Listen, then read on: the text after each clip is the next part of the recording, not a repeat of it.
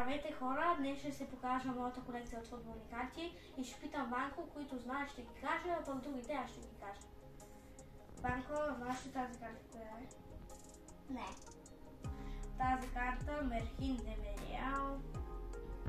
Тази Ванко? Не.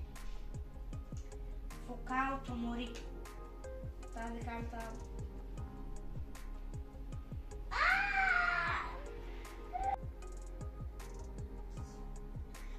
А знаеш ли го? Да. Ми кажи го. Коя буква започва? За. З. Да ти го кажа?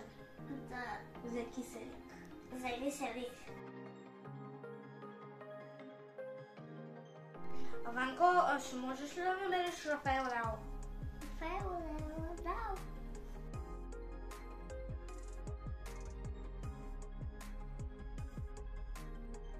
Намери Ерлинг Халанд.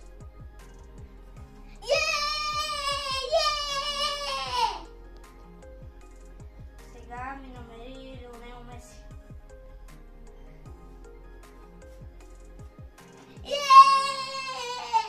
Аз чух Роналдо. Ще си чути обърка. Си Беси. Си Папе.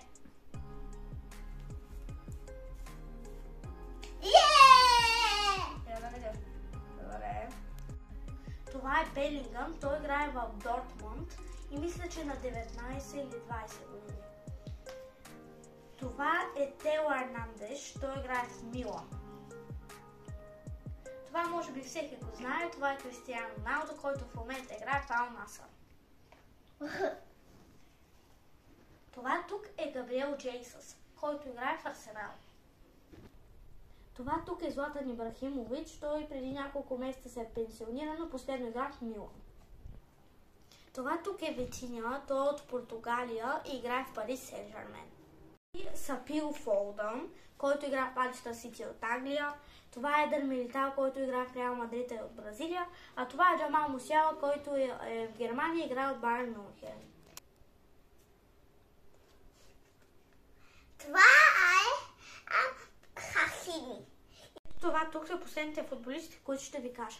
Това е Влахович, той играе в Ювентус от Сърбия. Това тук е Месут Озил, той е от Германия, но играеше в Арсенал, но вече не си спомням точно в кой отбор. Това е Кунде, той е от Франция и играе в Барселона. Това е Фунана, той също е от Франция и играе в Челси. Това е Алварес, той е от Аржентина и играе в Манчестър Сити.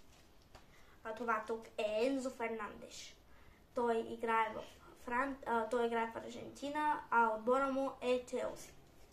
Надявам се, че моята колекция ще ви е харесала. Ако искате нов епизод с другата колекция, напишете долу в коментарите. Чао! Чао!